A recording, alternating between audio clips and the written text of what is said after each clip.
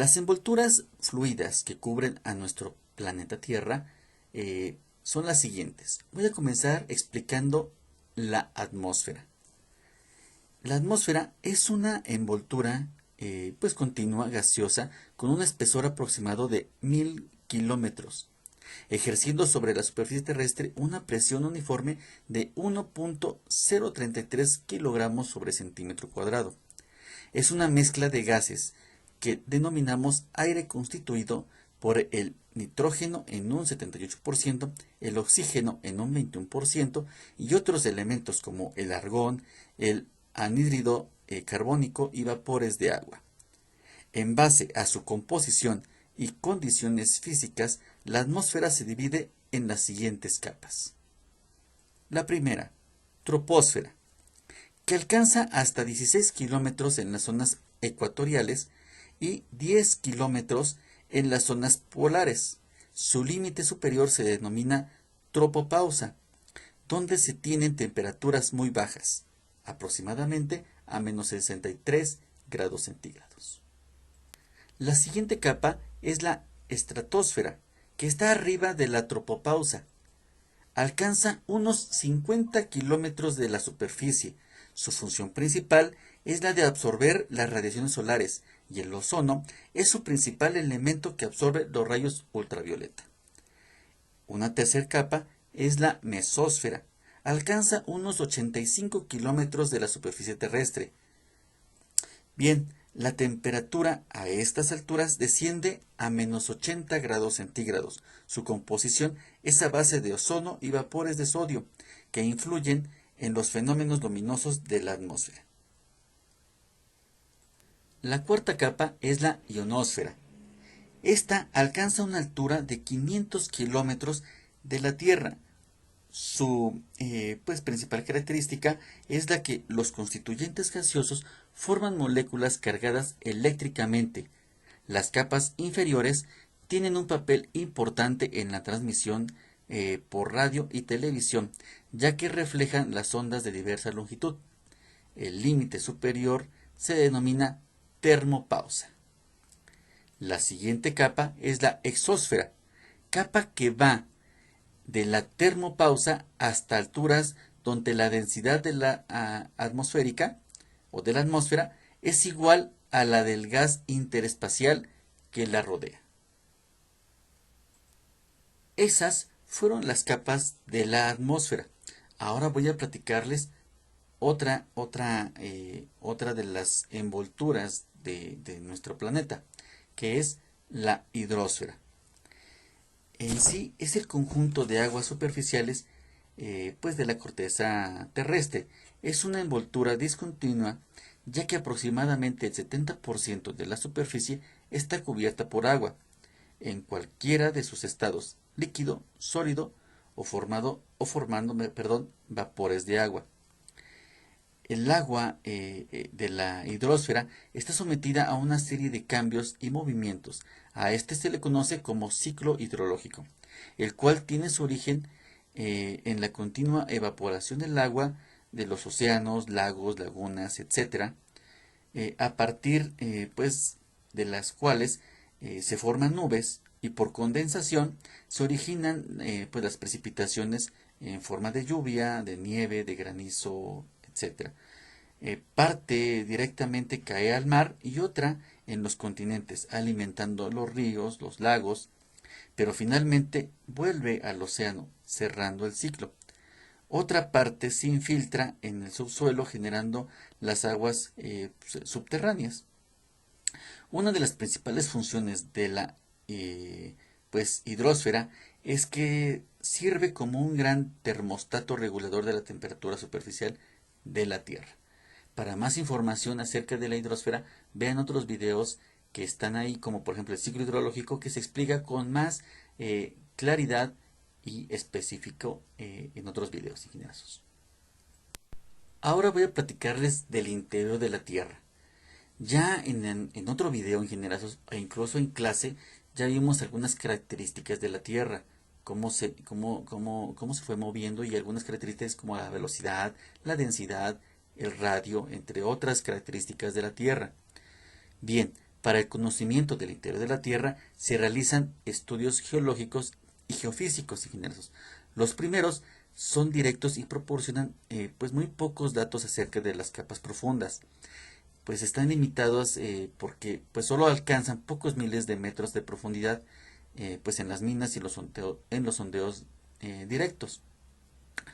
Un segundo tipo de datos geológicos se obtiene por métodos indirectos, pues lo suministran los estudios de los materiales llegados pues a través, como ya lo platicamos en clase, ingenieros, de las erupciones volcánicas.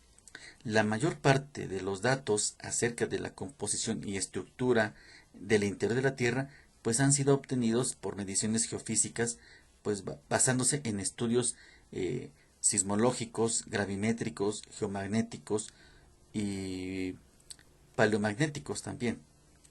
Otros, perdón, ingenieros, todos ellos proporcionan de una manera indirecta la información.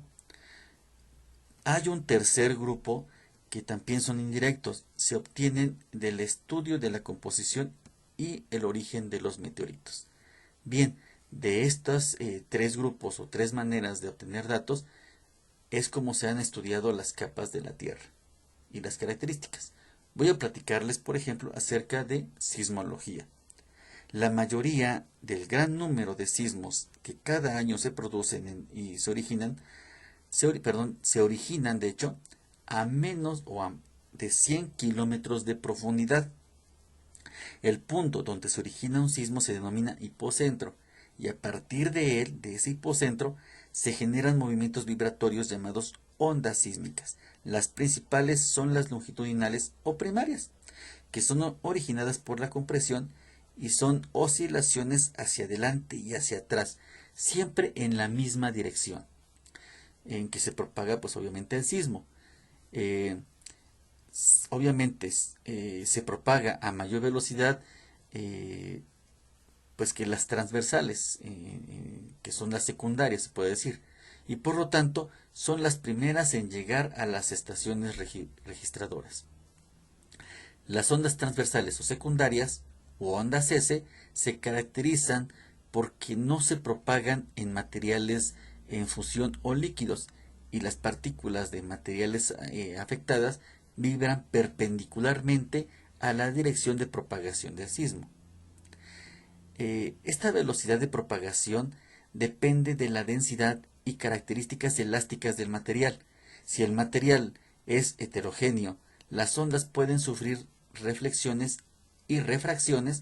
Esto indicará cambios en las propiedades del medio. ¿Vale, ingenierazos? Y pueden ocurrir con estas ondas sísmicas desastres tanto naturales como artificiales si no se tienen en cuenta. Bien, la Tierra, como sabemos, no es homogénea debido a que en ciertas profundidades las velocidades de propagación sufren cambios repentinos y donde estos se producen reciben el nombre de discontinuidades sísmicas. Las principales son las fronteras entre las capas concéntricas pues que constituyen el interior de la Tierra: corteza, manto, núcleo exterior y núcleo interior. Bien, voy a explicarles la primer discontinuidad.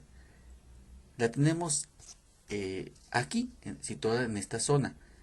La primera discontinuidad es la de Mohorovičić, situada a 35 o 40 kilómetros de profundidad y a partir del fondo de los océanos a unos 10 kilómetros. Representa la frontera entre la corteza y el manto. La segunda discontinuidad es la de Gutenberg, situada a 2.900 kilómetros de la superficie. Es la frontera entre el manto y el núcleo exterior. Y la última discontinuidad es la de Wishart. Es la frontera entre el núcleo exterior que pues algunos autores consideran formado por material en fusión, porque pues no se transmiten las ondas secundarias y las primarias pues sufren pues gran refracción, y el núcleo interior esta frontera o discontinuidad se encuentra situada a 5.100 kilómetros de profundidad. Ahora bien, ya hablamos de las discontinuidades pues que separan las diferentes capas del interior de la Tierra. Ahora voy a hablar precisamente de las capas que están en el interior de la Tierra. La primera capa que voy a hablar es la corteza terrestre. Es la capa más superficial y representa pues el 1% de la masa total de la Tierra. Sobre ella se tienen el 99% de conocimientos directos del planeta. Probablemente se originó de manera semejante a como se origina la escoria en una masa pétrea fundida. La corteza es la parte más heterogénea de la Tierra por los continuos cambios que se generan. Por ejemplo, las fuerzas endógenas o constructoras de los relieves, como son las orogénesis y el vulcanismo. Pues las fuerzas exógenas o destructoras de los relieves, como la erosión. A su vez, la corteza está formada por tres capas.